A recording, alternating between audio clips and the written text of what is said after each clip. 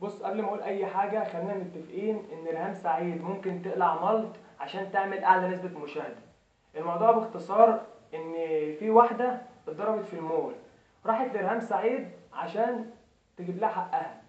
ريهام سعيد خد منها خد موبايلها منها، ودخل على خصوصياتها واتفرجت على الصور وخدت الصور منها، ونزلت الصور هنا ونزلت الصور على النت وفضحت البيت. حولت الموضوع من واحده جايه تاخد حقها لواحده اصبحت اتفضحت في مصر كلها. يا رنا سعيد، ربنا بيستر وانت بتفضحي. انا واحد اقسم بالله ما شفت الحلقه ولا هشوفها، لان انا ما بحبش رنا سعيد وعمري ما اتفرج لها على حاجه. بس اللي خلاني انتبه للموضوع واشوف الموضوع الزيطه اللي على الفيسبوك وعلى كل المواقع.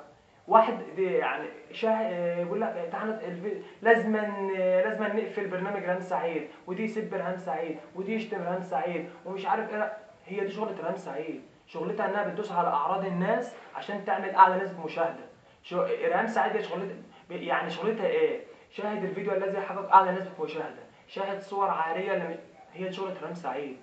عارفه ان ده هيتفرج وده هيدخل ودول فضول هياخده وهيتفرج، عشان كده بتعمل اللي هي عايزاه. ما تتفرجش حاسسها ان هي تافهه. لو حسيتها ان هي تافهه عمرها ما هتعمل التفاهات دي تاني، ولا هتدوس على اعراض الناس عشان تعمل اعلى نسبه مشاهده. لكن طول ما احنا بنتفرج وبنشتم ونتفرج ونشتم ونعمل لها اعلى نسبه مشاهده، ما نرجعش نقول اقفل لها البرنامج واعمل لها البرنامج. لو حسستها ان هي تافهه وما اتفرجتش على البرنامج تاني، عمرها ما هتعمل التفاهه دي.